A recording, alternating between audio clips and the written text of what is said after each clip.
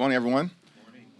It's an honor and a privilege to be joined by Leader Chuck Schumer, who's doing a tremendous job fighting on behalf of the American people. House Democrats, Senate Democrats joined together to drive down the high cost of living, to fix our broken healthcare system, and to deliver an America where working class folks, middle class folks, and everyday Americans cannot simply survive, but will be able to thrive economically. Let me congratulate Leader Steny Hoyer on his announcement. Leader Hoyer is a tremendous public servant, iconic, transformational, and legendary leader. And the House Democratic Caucus will miss him, but the House Democratic Caucus is thankful for his service, for his friendship, for his mentorship, and certainly all that Leader Hoyer has done over decades of service here in the People's House to make life better for the American people. Later on today, House Democrats, joined by some of our Republican colleagues in a bipartisan coalition, will advance legislation to extend the Affordable Care Act tax credits to prevent millions of everyday Americans from experiencing dramatically increased premiums, co-pays, and deductibles that would prevent them from being able to go see a doctor when they need one. The cost of living in America is far too high. And from the very beginning of this Congress, House Democrats have said that we will work with our colleagues on the other side of the aisle in order to find bipartisan common ground if our Republican colleagues are willing to focus on making life better for everyday Americans, which means addressing the affordability crisis in this country. The affordability crisis is not a hoax, it is very real. Despite what Donald Trump has had to say.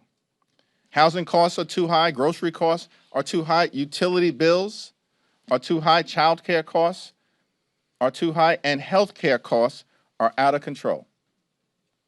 House Democrats, joined by Leader Schumer and Senate Democrats, have maintained from the very beginning that we were in this affordability fight until we win this affordability fight. And today, we have an opportunity to take a meaningful step forward to lower the high cost of living for everyday Americans, particularly as it relates to health care. But it's a battle that we will continue to wage on behalf of the American people. It's now my honor to yield to the highly distinguished leader of the Senate Democrats, Chuck Schumer. Thank you, Leader Jeffries, and thank you and House Democrats for their great work and what's happening on the floor today. I, too, want to just salute Steny Hoyer for an amazing, productive career. He will be missed. Democrats are going to make health care and other high costs, the high cost of living, the #1 issue for all of 2026. The average American family, there are millions of them discussing this right now. How are we going to pay the bills? Do I have to put aside my retirement to pay for my higher health care costs? What am I going to do with the higher bills that I'm facing? And everyday Americans are saying to their elected officials, do something about it. Unfortunately, our Republican friends have stood in the way of doing something about it, whether it's electric costs, health care costs, housing costs, tariffs, you name it. Yesterday, we Democrats in the Senate had a great forum to talk about housing costs. And then weeks ahead, we'll be talking about the cost of groceries and the cost of electricity, the cost of goods that tariffs have increased, the cost of child care. And we will be relentless on focusing on this issue. Relentless. This is what the American people are demanding of us. And here the Republicans are in their bubble. The contrast of what's going on today in the House and the Senate is glaring. In the House, led by Leader Jeffries, Democrats are trying to extend the credits for 3 years to reduce health care costs. In the Senate, we Democrats are fighting to prevent military adventurism in Venezuela and other countries and endless wars. Donald Trump said last night in his interview with the New York Times it could take years to solve the problem in Venezuela. That is not what Americans want.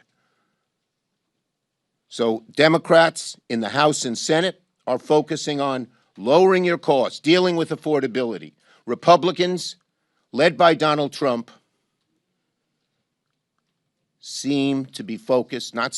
are focused on spending our treasure and, God forbid, lives in military adventurism overseas.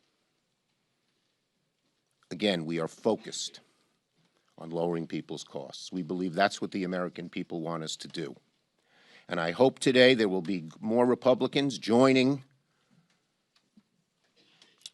this leader, and if Republicans in the Senate should listen to the American people, stop this military adventurism by voting for the War Powers Act, which could stop future actions in Venezuela without congressional approval.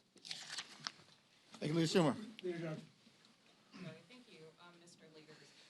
In terms of the ACA, do you believe that a bipartisan deal is in reach in the Senate? And for the millions of people who are enrolled in the ACA, should they have confidence that these credits will actually be extended?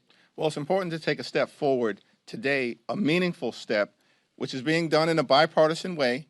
Every single House Democrat, joined by a handful of our Republican colleagues, and we're thankful for the bipartisan partnership that is underway. We have to get that done. There's still 2 additional votes today before we can get the Affordable Care Act tax credit extension legislation over the finish line. So we're focused on that right now and have every confidence that Leader Schumer and Senate Democrats are going to do all that they need to do to work to get the legislation over the finish line.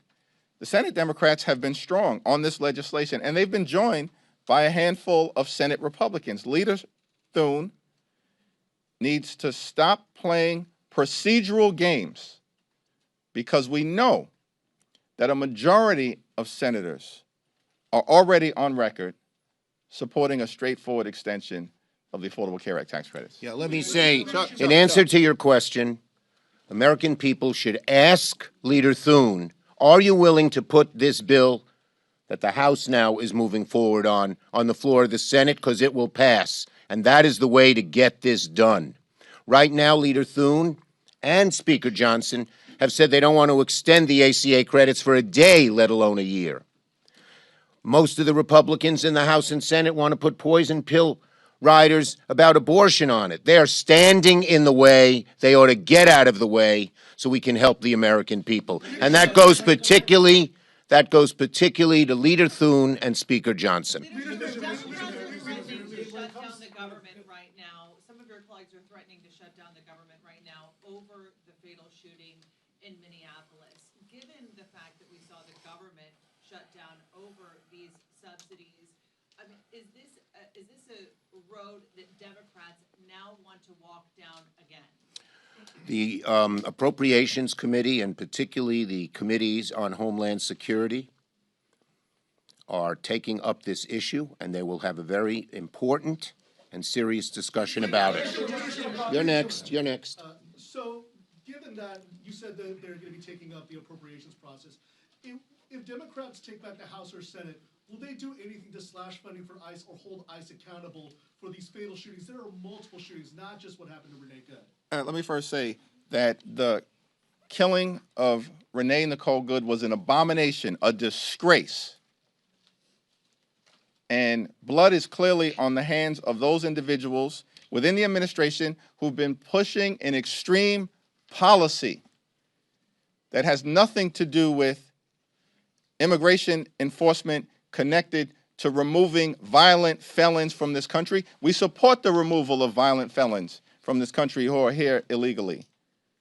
But that's not what this administration has been doing under the so-called leadership of Kristi Noem, who's a stone-cold liar. There's no evidence at all that this was a justified shooting. So let's deal with the tragedy right now. She hasn't even been buried. Her family is grieving. She was a single mom and an American citizen. And we all are outraged by what took place in Minneapolis, and we will respond decisively. It is. Sure. Go Let ahead. me go back to healthcare for just a minute. Go ahead. Let me go back to healthcare. Chad? And I just want to, I watched the video. You felt like your stomach was being punched. Looking at the video, there seemed no justification for what these agents did. There needs to be a full investigation at the federal level, although I have little faith in the FBI at doing a fair investigation, or DHS, but at the local level as well. Yeah, back go to ahead. healthcare. Yes, go ahead. Okay, Yeah. and I'd like to hear from both of you on this. So obviously, both of you have supported a 3-year extension of the Obamacare tax credit. That's in the bill that's probably going to pass today. If this goes over to the Senate and they come up with something that tapers that down or is an off-ramp or something short of that, is that something that you guys can Look, support? they are in a total pretzel knot. They don't support an extension a single day of the ACA tax credits, which is the #1 thing to reduce costs immediately. There's more to be done. But they don't even support that. The vast majority of them, even when Trump said he might look at some change in abortion, said no, no, no. So they've got to get their act together, and they don't have it right now. Leader Schumer is exactly right. The Republicans need to get their act together in terms of their leadership. These are people who are supporting military adventurism, billions of dollars being spent in South America and in other parts of the world.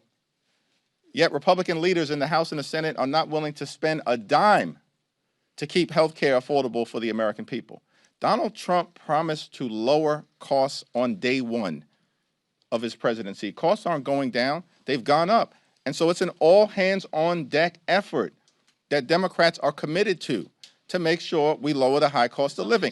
And our objective right now, Let them come up with an idea and a plan. They don't have it. our objective right now is to pass the bill in the House, and then we'll send it over to the Senate, and we'll see what Republicans are willing to do to keep their word that they promised to lower the high cost of living in America. Okay, last Last question. I question. got to go over, and we have at 11 o'clock, we have the War Powers Act.